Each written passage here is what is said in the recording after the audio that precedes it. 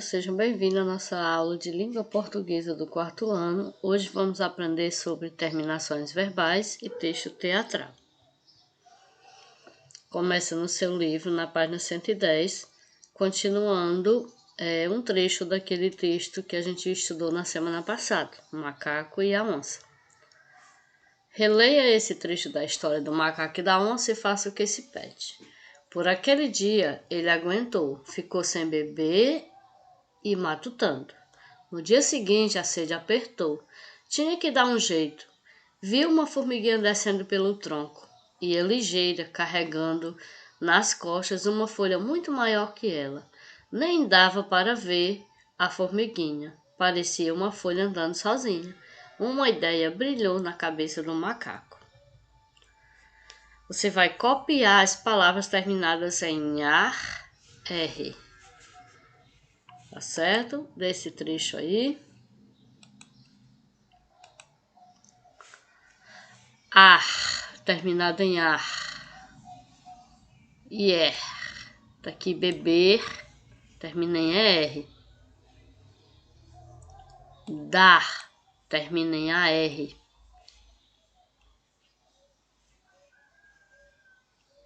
E ver, R.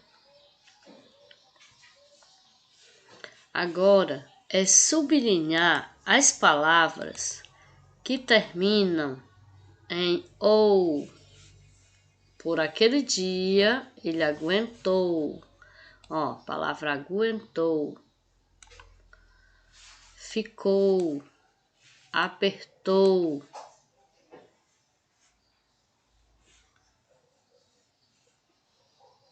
Tem mais? Brilhou. Termina em OU. E por último, você vai circular as palavras terminadas em endo. Ou NDO. Ando, endo, indo. Ó, matutando.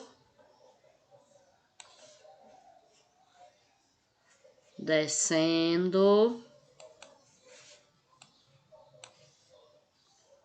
Descendo. Carregando.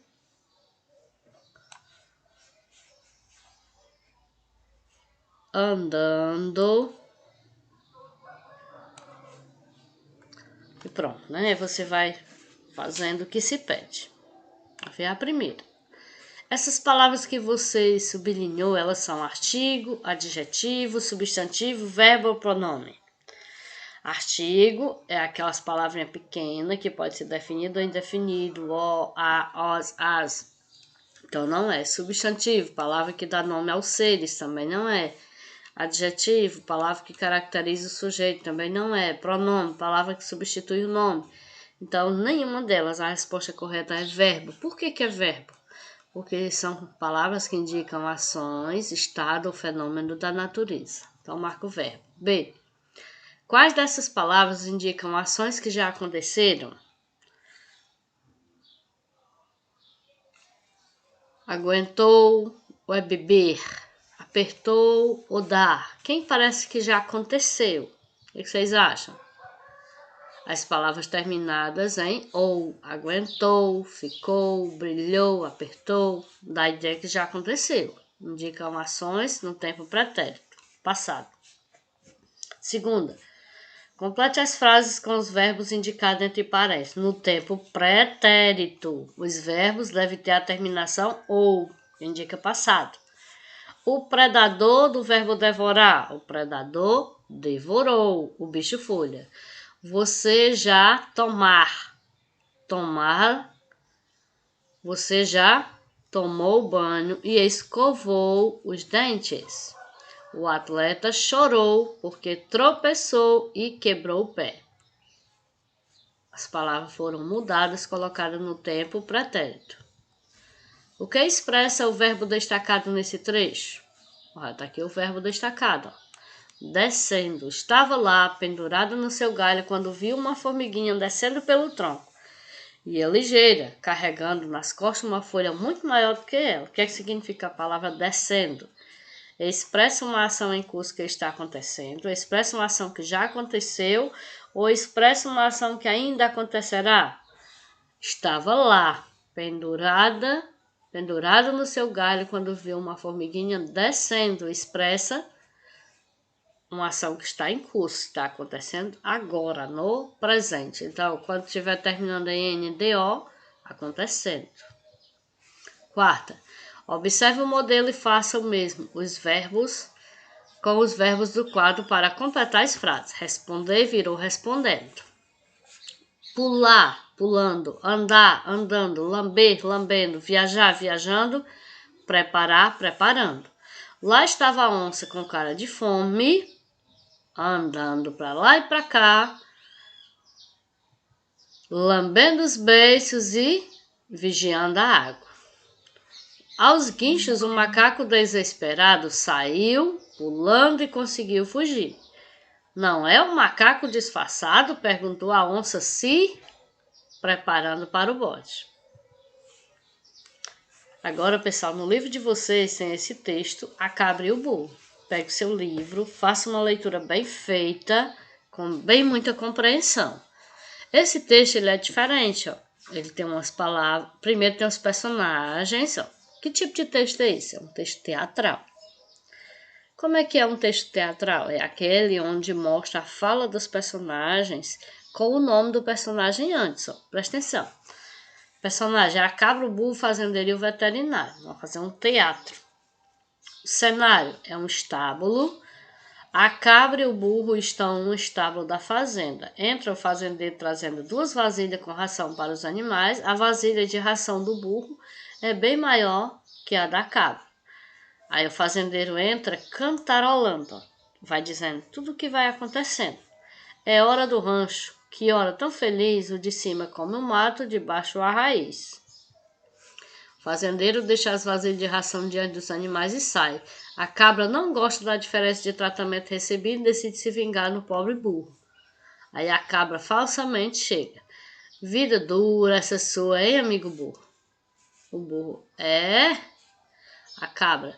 Quando não está girando o moinho, está puxando o arado. Quando não está puxando o arado, está carregando lenha. Quando não está carregando lenha, está puxando carroça. E ela ia continuar. A reticência diz que ela não parou. E o burro, é o meu trabalho, é. E a cabra continua, vou lhe dar um conselho, você precisa de uma licença médica. O burro, licença médica? Aí a cabra fala, é fácil, você arranja uma tosse, finge que está com pneumonia, que o ar da fazenda está fazendo mal para você e parte para a plateia. Aí o patrão manda ele embora e sobra mais comida para mim. Ei, o burro, não estou entendendo. E a cabra continua, deixa de ser burro, burro. Ó, faz o seguinte, você se joga no buraco e quebra a perna. Pronto, vai por mim que vai dar tudo certo. Passagem de tempo. Ó, tem até a passagem do tempo no texto teatral. Para simular essa passagem de tempo, burro e cabra podem dar um giro de 360 graus sobre si mesmo. Efeito de luz, se houver, e sonoro, com som de tic-tac ou de algum dando corda num relógio. Também pode ser usado. O burro começa a tossir, espirrar e mancar tudo ao mesmo tempo e desordenadamente entra o fazendeiro acompanhado do veterinário. O fazendeiro fala, ele caiu num buraco, doutor, parece que quebrou a perna. O veterinário, examinando a perna, parece que não há nada quebrado aqui, não. É só uma torção leve, examinando o peito do burro. Agora o que me preocupa é essa tosse, parece que vai precisar de um remédio. O fazendeiro, que remédio, doutor? O veterinário dando umas tapinhas nas costas do burro para acabar com a tosse assim, só chá de pulmão de cabra. Todos olham para a cabra assustada. Ela tenta fugir, mas o fazendeiro a segura pelo pescoço. E a cabra, desolada para a plateia, olhando para o povo. Quem deseja mal para os outros acaba fazendo mal a si mesmo. Me dei mal. Cai o pano, fim. Isso aqui, pessoal, olha, é um texto teatral. O que vocês veem de diferente? Antes de cada fala, tem o nome da pessoa que vai falar, do personagem. E, entre parênteses, tem as ações que ele vai que ele vai praticar, que ele vai fazer, não é isso? Agora, qual é a diferença entre o conto tradicional e um texto teatral? Simples, né? No conto, o bicho-folha há um narrador que transmite informações ao leitor. No texto narrativo, a fala do personagem é feita por meio do travessão. No texto teatral, as indicações que aparecem em itálico e entre parênteses são as falas dos personagens. Aí vocês vão pegar o livro de vocês, ler o texto A Serpente de Ouro. Pronto, uma pausazinha, vocês vão pegar o livro e vão ler o texto A Serpente de Ouro, certo? Bom dia, boa tarde, boa noite. Vamos à história da semana?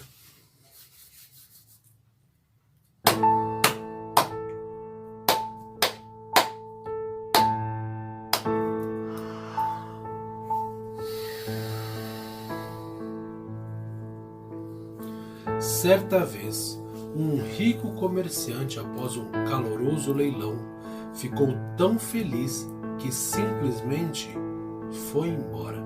Assim como todas as outras pessoas que ali negociavam, esquecendo, no meio de uma praça pública, uma caixa cheia de moedas de ouro e com uma joia muito valiosa em formato de serpente. Horas depois, um homem pobre passou por ali e viu aquela caixa que era muito bonita. Pegou-a, olhou em volta e ninguém viu. Gritou 3 vezes: "Essa caixa pertence a alguém!" E ninguém se prontificou a falar nada. Então, levou-a para casa. E quando chegou em casa, ao abrir, percebeu que em seu poder tinha um pequeno tesouro. Ficou extremamente entusiasmado, mas preocupado, porque não era uma quantia que não faria falta a alguém. Ele tinha razão, porque quando o comerciante chegou em casa e percebeu que sua caixa não estava em seu poder, ficou desesperado, muito desesperado, tão desesperado, que mandou anunciar aos 4 ventos que pagaria 10 moedas de ouro àquele que encontrasse e devolvesse a caixa. Pregaram então recados nas portas das casas, dos comércios, em todos os lugares. E é claro, o homem pobre ficou sabendo. Pegou então a caixa, honesto que era, e foi até a casa do rico comerciante. Devolveu. E o rico comerciante abriu a caixa, conferiu e percebeu que estava tudo lá. Acontece que depois que já tinha a caixa em mãos, se arrependeu de ter oferecido 10 moedas de ouro, que é um valor substancial. Então, pensou rapidamente, olhou para o homem pobre e disse: parece estar tudo certo, mas cadê a outra serpente? Outra serpente? O homem pobre disse: mas não havia outra serpente. O homem rico disse: havia sim, então eu não vou lhe pagar as 10 moedas, porque com certeza aquela joia valia muito mais do que 10 moedas. O homem pobre ficou mega ofendido, tanto que foi falar pessoalmente com o rei e contou toda a história para o rei. O rei ouviu calmamente, depois mandou chamarem um comerciante. E o comerciante contou a sua versão e disse que faltava uma serpente. Mas diante do rei, tanto o homem pobre quanto o rico comerciante pareciam ser sinceros. Os seus conselheiros já queriam dar a razão ao homem rico, porque que crédito um homem pobre poderia ter? Mas o rei não se convenceu. Então, ele procurou um filósofo que há muito conhecia. E o filósofo sentou à frente do homem rico e do homem pobre, ouviu as 2 versões e nenhum parecia estar errado. Então ele pensou e disse: meu rei, acredito que ninguém aqui mente. Com certeza, essa caixa não é a caixa que o mercador procura. Dê as 10 moedas de ouro ao homem pobre e ele sairá daqui feliz. E nós guardaremos essa caixa até surgir um dono justo, já que essa não é a caixa do comerciante. O comerciante, quando ouviu aquilo, ficou gelado. A sua pele ficou vermelha. Ele respirou fundo, engoliu seco e, enfim, confessou o que tinha feito. A mentira foi por água abaixo. O rei mandou que o comerciante desse as 10 moedas ao homem pobre. E também mandou que desse a serpente, já que era uma maneira de recompensar por tudo aquilo que ele passou. Quando falamos algo, devemos cumprir. Em tempos como esses, de perdas e de ganhos, muitas vezes, quando as coisas não estão na nossa mão, elas parecem muito, mas quando chegam, não parecem tanto assim. Se você fala alguma coisa para o seu povo, cumpra o que você falou. Não volte atrás, porque com certeza haverá alguém contando com a sua palavra.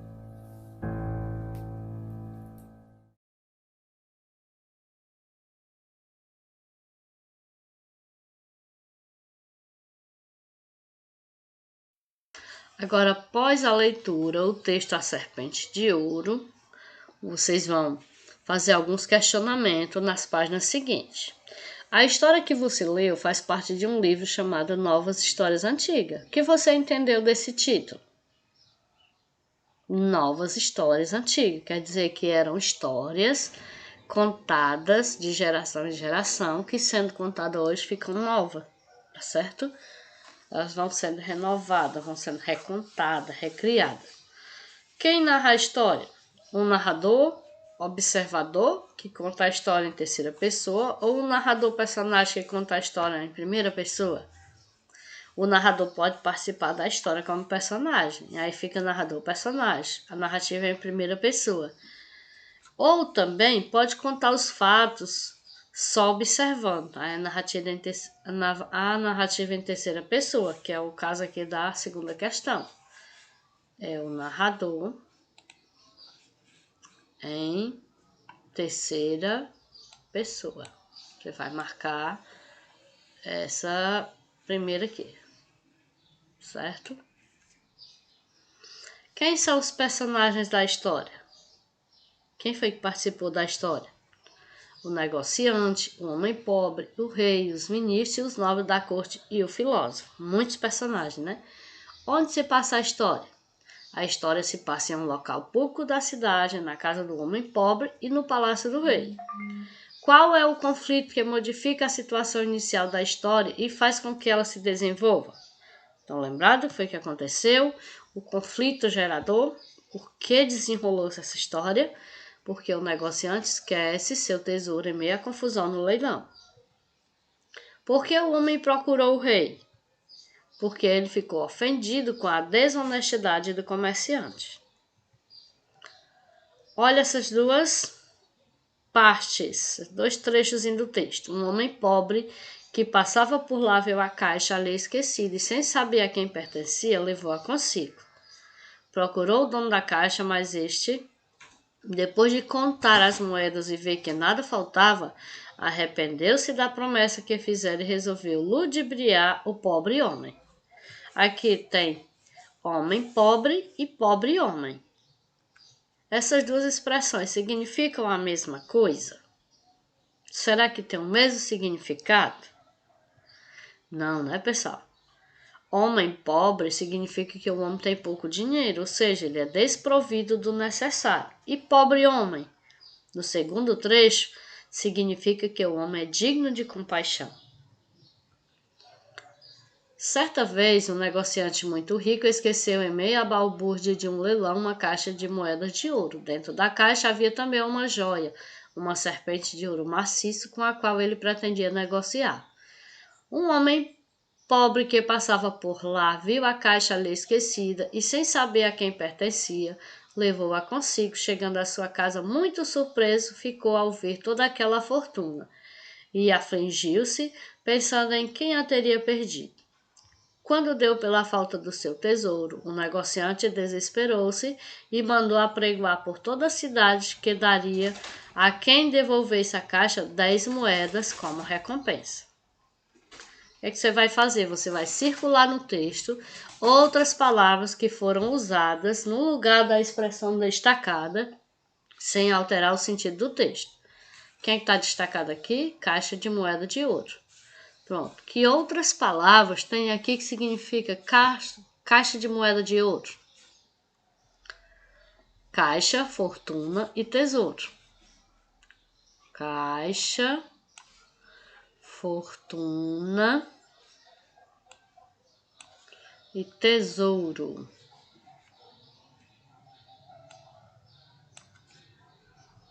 Qual a função dessas substituições? Evitar a repetição de expressão caixa de moedas de ouro. Então, pessoal, só complementando aqui essa parte, dizer a vocês que na hora da produção textual da gente, aluno, estudante, para fazer uma boa redação, a gente não pode estar repetindo as palavras, as expressões. A gente procura outras palavras que tenham o mesmo significado para estar colocando no texto da gente, porque se repetir palavras, fica feio e fica errado.